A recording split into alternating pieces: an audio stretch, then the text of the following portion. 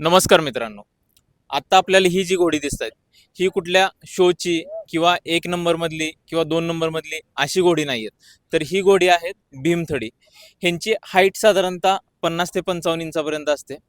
ह्यांचा बांधा मजबूत आणि ह्यांना भीमथडी नाव पडण्याचं कारण म्हणजे भीमा नदीच्या काठी ही जी घोडी जन्माला आली ह्याला भीमथडी म्हणतात. शिवाजी महाराजांच्या काळात असेल किंवा आपल्या मावळ्यांच्या काळात असेल तर ह्या घोड्यांचा उपयोग करून मराठ्यांनी अटकपर्यंत मजल मारली होती. ह्या घोड्यांची खासियत अशी की हे कमी पाण्यात आणि कमी अन्नात हे बरेच दिवस राहू शकतात. तर इथं आपल्यासोबत हे घोड्यांचे मालक आहेत, तर आपण त्यांच्याकडून थोडीफार माहिती यांची जाणून घेऊयात. तर दादा आपण काय सांगाल या घोड्यांबद्दल? ऍक्च्युली घोडे महाराजांच्या काळात युद्धासाठी वगैरे लढाईसाठी वापरले जायचे नाही का. आणि आता 2024 पासून घोड्यांना एक नाव प्रस्थापित करण्यात आलं एकंदरीत भीमथडी म्हणून.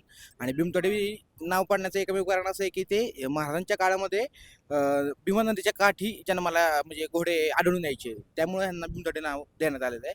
आणि ह्यांचा वापर शक्यतो लढाईमध्ये गनिमी काव्यात वापरण्यात यायचा. आणि ह्यांचं उद्दिष्ट असे म्हणजे ह्यांचं प्लस पॉईंट असे आहेत की कमीत कमी वातावरणामध्ये कोणत्याही वातावरणामध्ये सर्वाईव्ह होतात नाही का. आणि कमीत कमी दम खाऊन किंवा कमीत कमी रेस्टमध्ये जास्तीत जास्तचा लांबचा प्रवास हे कव्हर करू शकतात. असं एकंदर त्यांचं हे जास्त मेंटेनन्स वगैरे ह्यांना लागत नाही.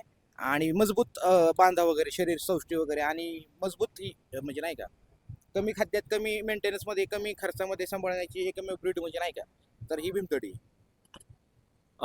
तर अशी ही आपल्या महाराष्ट्राची शान भीमथडी घोड्यांना 2024 मध्ये एक नवीन नसल म्हणून त्यांना मान्यता देण्यात आली.